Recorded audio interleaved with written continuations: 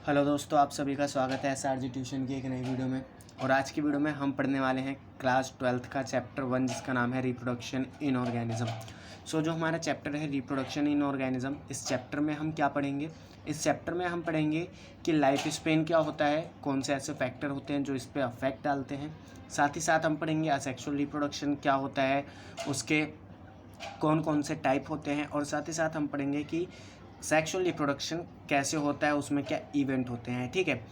इन सब चीज़ों को पढ़ने से पहले मैं आपको एक इन्फॉर्मेशन दे दूँ कि ये जो चैप्टर हम पढ़ेंगे इसे हम डिटेल में पढ़ेंगे। जैसे हम अगर असेक्सुअल रिप्रोडक्शन की बात करें उसमें कई सारे टाइप है, जैसे फिजन, बर्डिंग।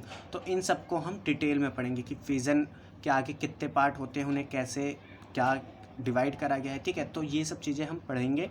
और अगर आपको इस चैप्टर के नोट्स चाहिए तो आप मुझे कांटेक्ट कर सकते हैं। जो कांटेक्ट इन्फॉर्मेशन है वो डिस्क्रिप्शन में दी है, आप वहां से मुझे कांटेक्ट कर सकते हैं। तो चलिए स्टार्ट करते हैं आज की वीडियो को। सबसे पहले हम बात करते हैं रिप्रोडक्शन पढ़ना क्यों ज़रूरी है हमारे लिए। Reproduction is one of the fundamental characteristic of living organism. जो रिप्रोडक्शन है एक लिविंग ऑर्गेनिज्म की एक बहुत महत्वपूर्ण विशेषता है, जिसके आधार पे हम ये बता सकते हैं कि ये ऑर्गेनिज्म लिविंग है। ठीक है, क्योंकि जो नॉन लिविंग होते हैं वो रिप्रोडक्शन नहीं करते और जो लिविंग है वो रिप्रोडक्शन करते हैं। तो ये उनकी क्या है, एक विशेषता है। ठीक है, जिससे हम उन्हें लिविंग और नॉन लिविंग को ईजिली पहचान सकते हैं। तो इसलिए रिप्रोडक्शन को पढ़ना ज़रूरी है। रिप्रोडक्शन पढ़ने से पहले, रिप्रोडक्शन में हम असेक्सुअल और सेक्सुअल रिप्रोडक्शन पढ़ने से पहले हमें पता होना चाहिए लाइफ स्पेन क्या है। Period from birth to the natural death of an organism, कि कोई आदमी पैदा हुआ और उसकी मृत्यु हो गई, तो वो जो पीरियड था उसके बर्थ से लेके उसकी मृत्यु तक का, वो हमारा क्या कहलाएगा, लाइफ स्पेन। अब जो लाइफ स्पेन है ये कुछ ऑर्गेनिजम्स में कुछ मिनट्स का होता है और कुछ में बहुत ईयर्स का होता है और कुछ में मंथ्स का होता है। ठीक है, वो हर ऑर्गेनिज्म में अलग अलग होता है। अब एग्जाम्पल की अगर मैं बात करूँ तो जब हम माइक्रो ऑर्गेनिज्म, जैसे हम बैक्टीरियाज़ की बात करते हैं, तो उनका जो लाइफ स्पेन होता है किसी का फ्यू मिनट्स होता है, किसी का हावर्स होता है। ठीक है, अगर हम बात करें मे फ्लाई की, यानी जो मक्खियाँ हमारे घर में उड़ती हैं, उनका लाइफ स्पेन होता है एक दिन का। एक ही दिन में वो क्या होता है, पैदा होती हैं, रिप्रोडक्शन करती हैं और मर भी जाती हैं। उसके बाद अगर हम बात करें बटरफ्लाइज की, तो बटरफ्लाई का जो होता है वो होता है 1 से 2 वीक, यानी 1 से 2 हफ्ते।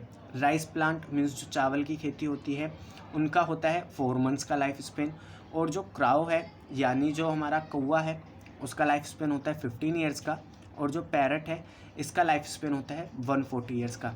अब इन चीज़ों को आप ध्यान से देखिए, यहाँ पे क्राउ और पैरट का आप जो लाइफ स्पेन है उसे ध्यान से देखिए और याद रखिए, क्योंकि अभी हम एक चीज़ पढ़ेंगे जहाँ पे इसकी हमें ज़रूरत पड़ेगी। उसके बाद हमें एक प्लांट पढ़ते हैं जिसका नाम है लैरिया ट्राइडेंटाटा, जिसका लाइफ स्पेन है 11,300 साल का। ठीक है, और ये ओल्डेस्ट प्लांट है जिसे अर्थ पे अभी तक पाया गया है। ठीक है, oldest plant found in California USA, और इसे कैलिफोर्निया के यूएसए के कैलिफोर्निया में पाया गया था। ठीक है, अब देखिए जो हमारा लाइफ स्पेन है ये 4 स्टेजेस में होता है। पहली स्टेज हमारी होती है जुवेनाइलिटी, बर्थ से जो हमारी स्टेज स्टार्ट होती है वो होती है जुवेनाइलिटी। उसके बाद हमारी आती है मैच्योरिटी, उसके बाद हमारी आती है एजिंग एंड सेंसेशंस, और उसके बाद हमारा आता है डेथ। ठीक है, तो ये 4 हमारी क्या है, स्टेजेस है एक पूरे लाइफ साइकिल्स में। मीन्स कोई भी अगर लिविंग ऑर्गेनिज्म है उन्हें इन 4 पड़ाव से होकर गुजरना पड़ता है। सबसे पहले हम पढ़ते हैं जुवेनाइलिटी स्टेज में क्या होता है। During this stage organism develop the capacity to reproduce. Means इस स्टेज में जो ऑर्गेनिज्म है, जो लिविंग ऑर्गेनिज्म है, वो रिप्रोडक्शन करने की कैपेसिटी को डेवलप करते हैं। ठीक है, उसके बाद नेक्स्ट हमारी स्टेज आती है मैच्योरिटी। मैच्योरिटी में क्या होता है, reproduction being during this stage. Means इस स्टेज में जो लिविंग ऑर्गेनिज्म है वो रिप्रोडक्शन स्टार्ट करते हैं। ठीक है, उसके बाद हमारी आती है ageing and senescence age. Ageing is progressive deterioration in body of organism. Ageing क्या है कि जैसे जैसे समय बीतता है उस तरीके से ऑर्गेनिज्म की जो बॉडी है वो कमज़ोर होती जाती है। ठीक है, उसी फेज को हम क्या कहते हैं, एजिंग। ठीक है, the terminal stage of ageing is called sensations. अब जो लास्ट स्टेज होती है मीन्स एजिंग में जो हमारा आखिरी पड़ाव होता है उसे हम कहते हैं सेंसेशन। उसके बाद जो हमारी फाइनल स्टेज आती है वो होती है डेथ। सेंसेशंस के बाद जो हमारी स्टेज आती है वो डेथ मीन्स मृत्यु हो जाना, और यहाँ पे हमारा जो लाइफ स्पेन है वो भी ख़त्म हो जाता है। It is not essential that life span of organism should be correlated with their size.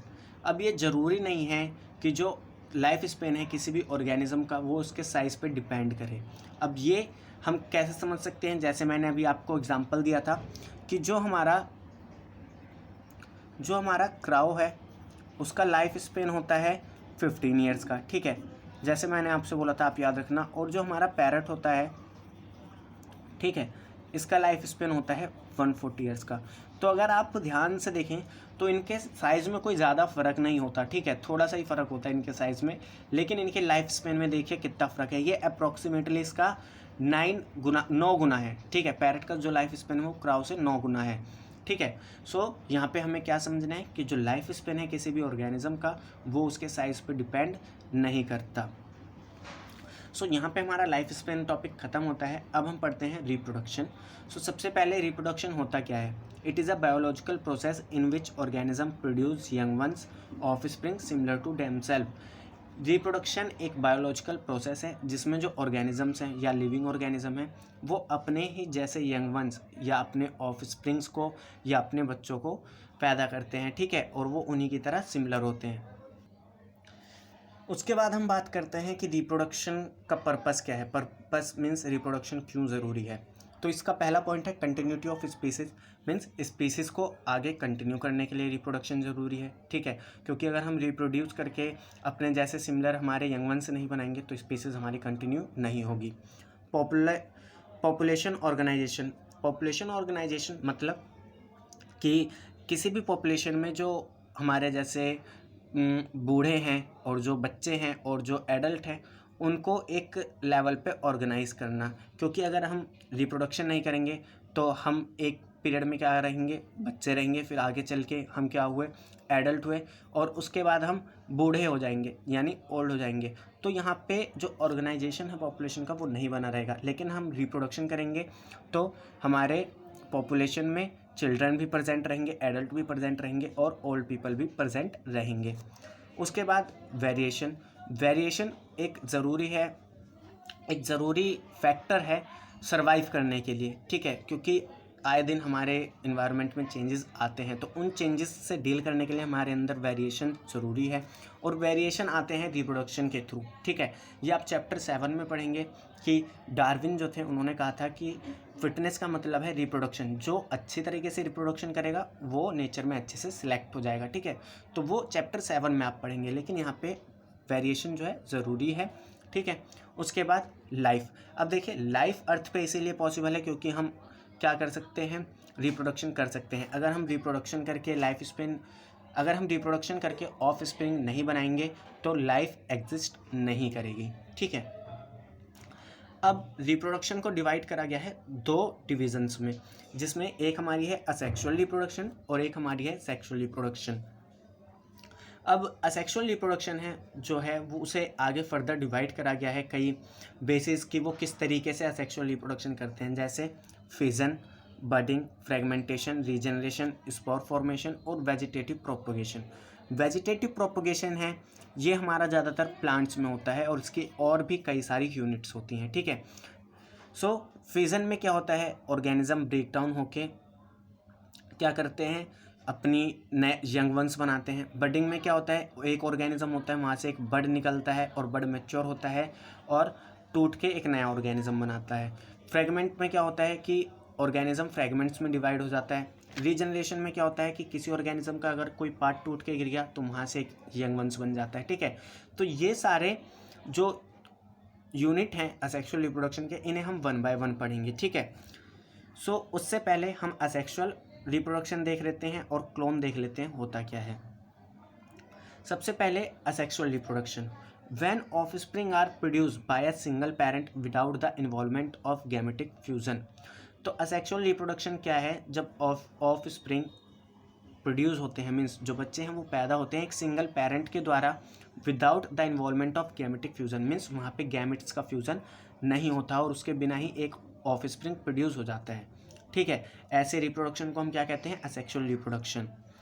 Offspring produce are exact copy of their parent. तो देखिए ऐसे रिप्रोडक्शन में क्या होता है, जो ऑफस्प्रिंग प्रोड्यूस होते हैं, जो बच्चे पैदा होते हैं, वो अपने पेरेंट की एक एग्जैक्ट कॉपी होते हैं, मीन्स कैरेक्टर में भी और देखने में भी। तो इस यहाँ पे एक टर्म दिया गया है क्लोन। क्लोन का मतलब क्या होता है, group of morphologically and genetically similar individual is called clone. तो ऐसे ऑर्गेनिज्म जो जेनेटिकली, ठीक है, और मॉर्फोलॉजिकली अपने पेरेंट्स के सेम है, ठीक है, अपने पेरेंट्स जैसे हैं, उन्हें हम क्या कहेंगे, क्लोन। इसके बाद हम देखते हैं characteristic of asexual reproduction, means जो ऑर्गेनिज्म असेक्सुअल रिप्रोडक्शन करते हैं उनकी क्या विशेषता होती है, या असेक्सुअल रिप्रोडक्शन में क्या विशेषता होती है।